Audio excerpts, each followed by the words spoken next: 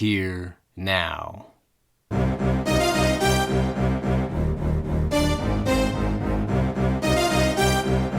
Welcome, welcome, welcome to the invisible world of Jeremy Jonz, where all things are possible when you believe. So hang on, here we go. Let's do this.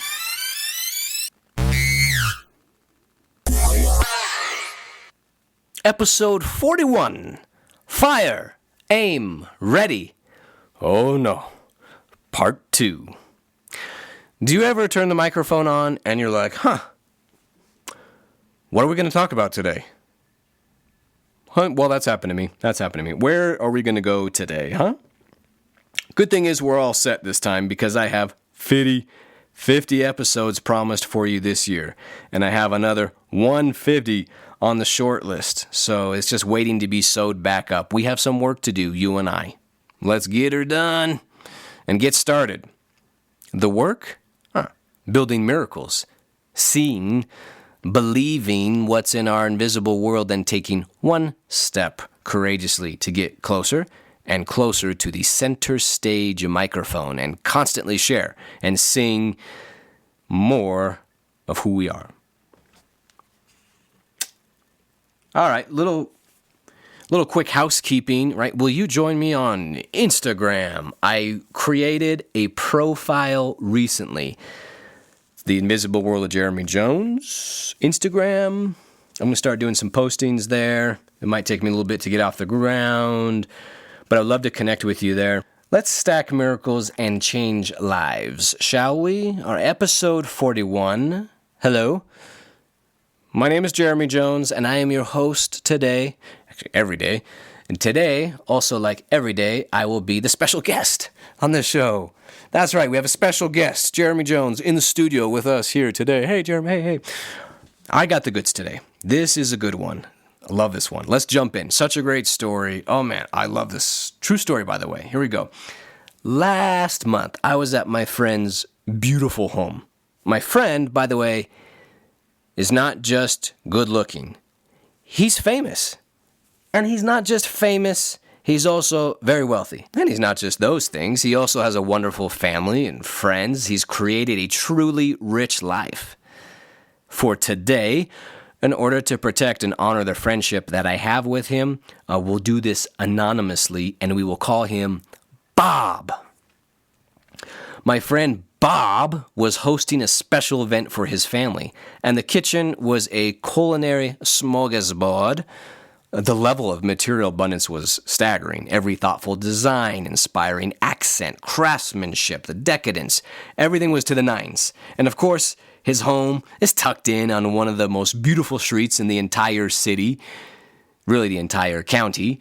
And as posh as the house was, as compelling as the meticulous landscaping was, he has an even richer circle of true deep friends who encourage and lift and support his family through all the ups and downs of this thing that we call life.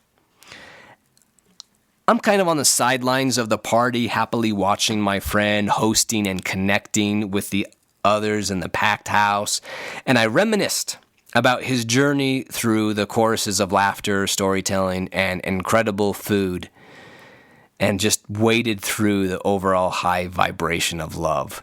Something about Bob. Bob's a world-famous musician, and I mean world-famous. He's played at big professional sports arenas and theaters and the coolest venues in cities across the globe as his tour always goes international. I strike up a conversation with another guest, someone I just met. So, how do you know Bob? I say.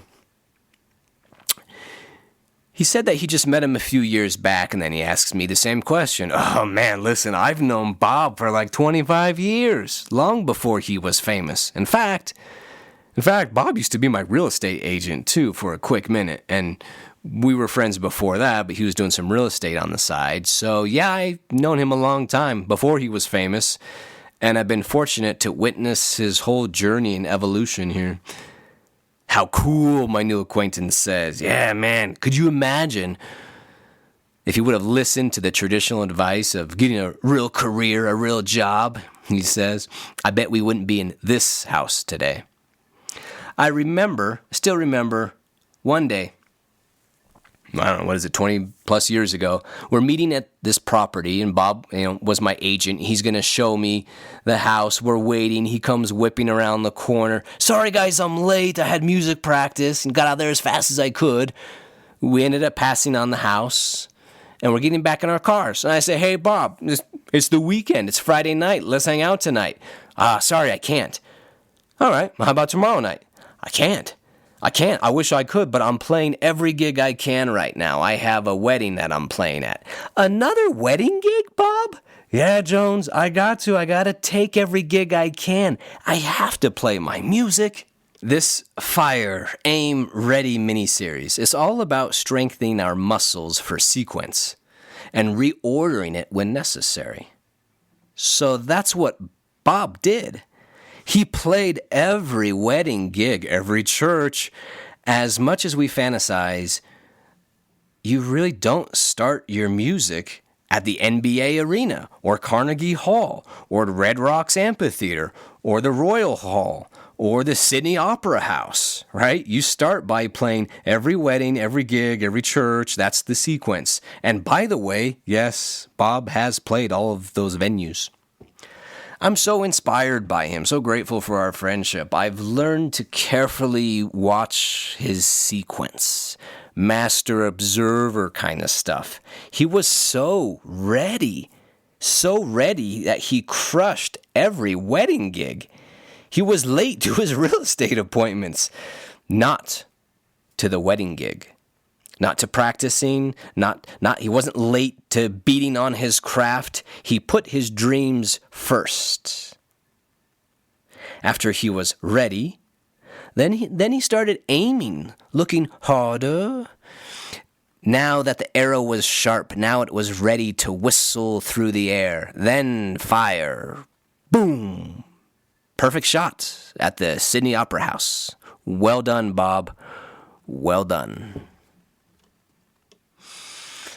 If Bob, in all his glory, if he can start with the wedding gigs in the churches down the street, then perhaps we can start too with what we have. Start with your one client in real estate. Start with your 3 customers. Start with your C grades.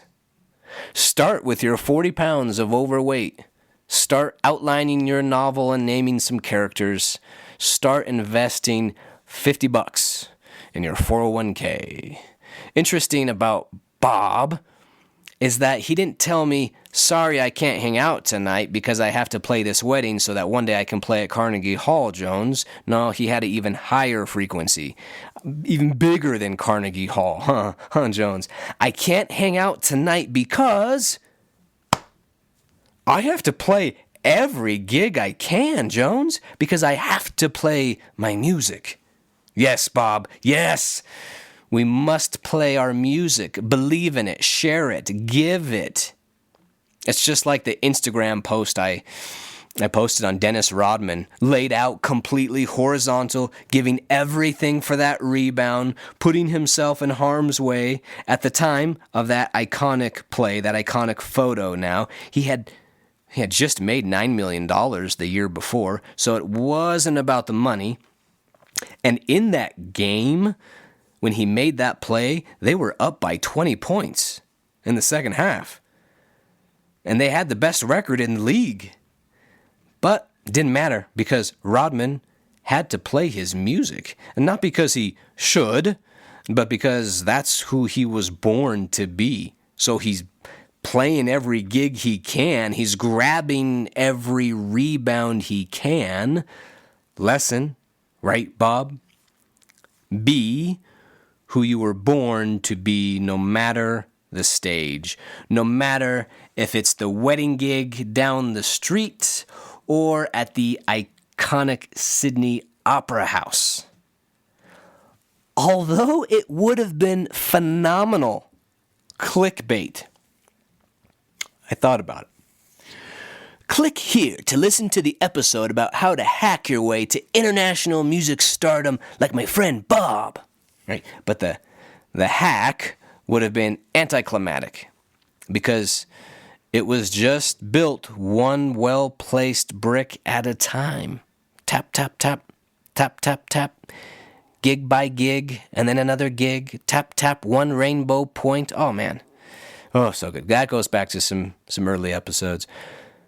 But what happens too often instead? I get carried away with my wants. And maybe it's just me, and that's okay. I want the world stage. We want to sell out the arena now, Daddy. We say, once we get the news, once we sell the tickets that we're selling out the arena, then I'll bring my best music. Then I'll bring my A game. Then I'll practice my guts out. I promise I will. Ooh.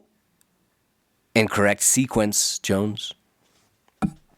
Better sequence is not what stage you can play on, but first step, are you betting on yourself and getting on a stage? Any stage. Are you tapping the mic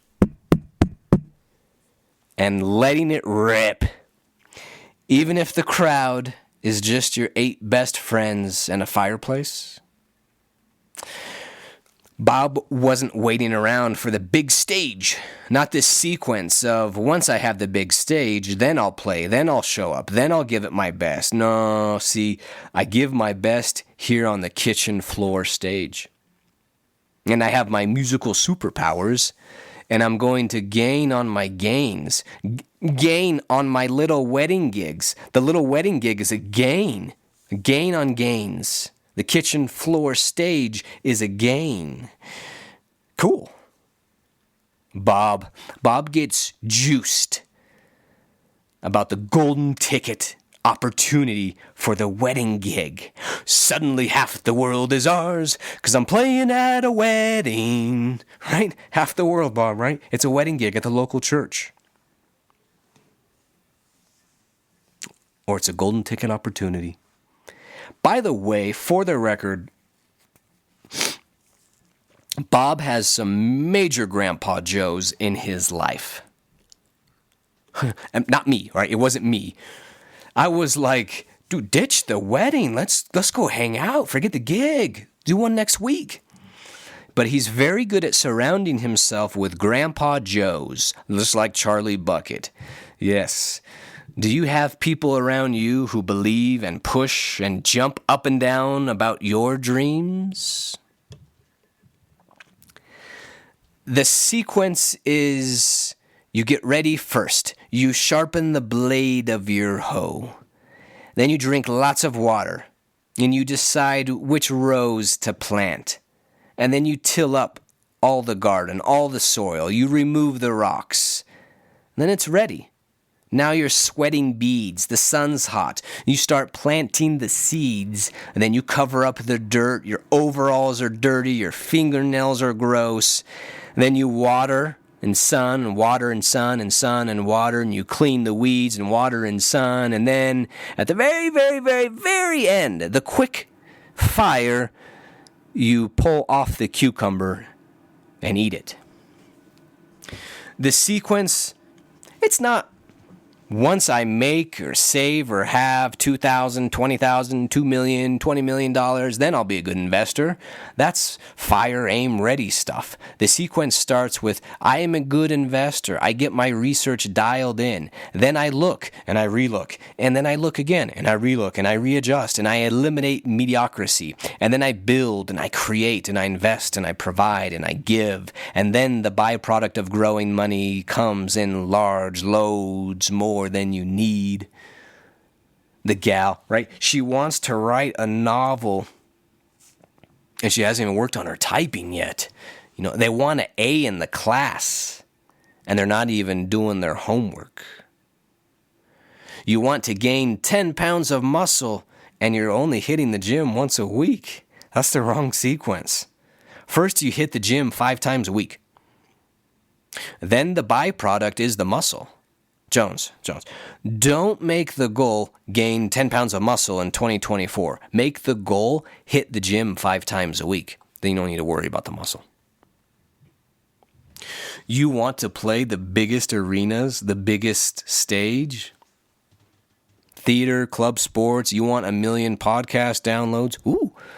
Play every wedding gig you can. Play every episode, every post, every track, every sales call, every new hire. Play it like it's the single biggest performance of your life, like it's your best gig. Don't fall in love with being on a big stage. Don't fall in love with hiring someone. Their exclusive job is to hold up all your Grammys for you. Hey, I hired this guy to hold all my trophies. Don't visualize that. Better sequence. You visualize the work, the studio, let's do another take, the hustle, the craft, your craft. Fall in love with your work. Definitely don't take that from me, okay? Take that from Taylor Swift.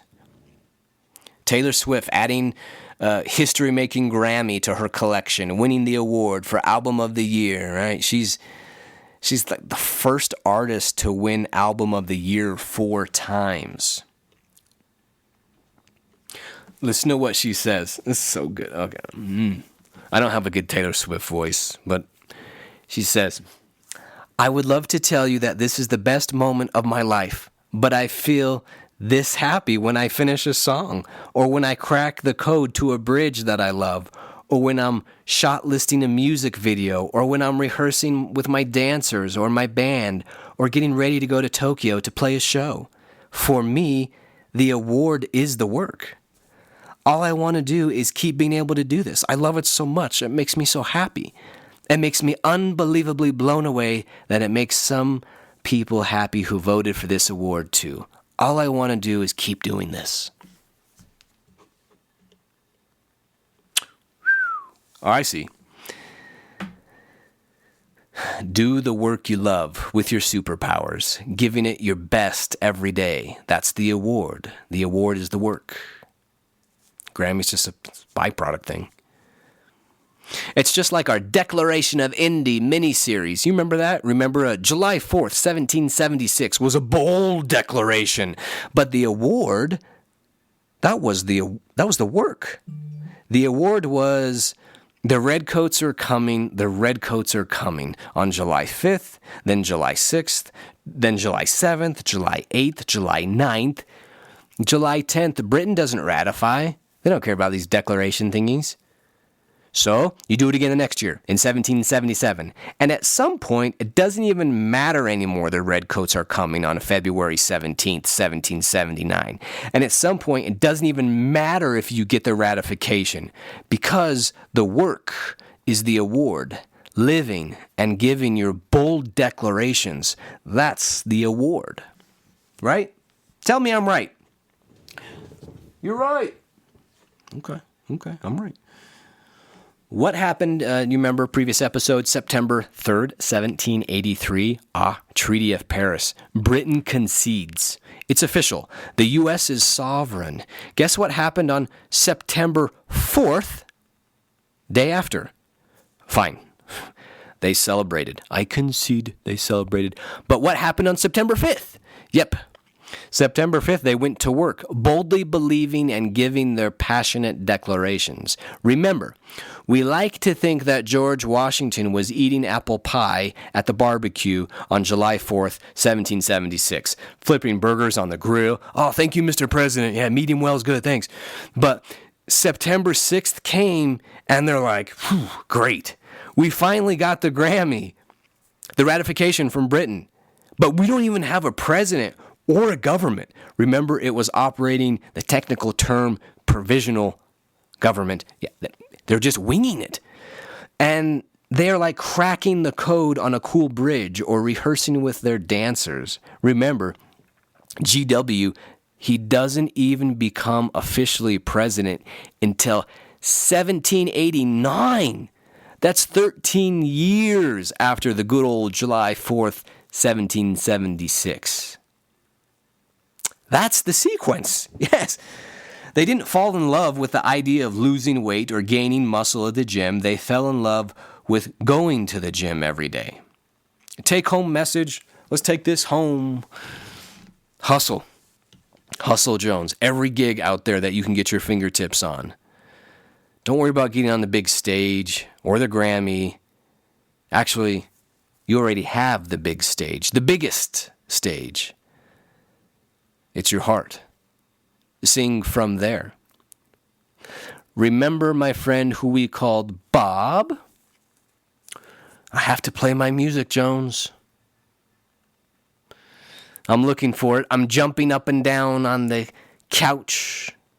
Let's do it. Let's do it. Come on. Suddenly half the world is ours. It's ours, Charlie, right? Share it with me, with us. Share it with us because the world needs who you were meant to be. So be it.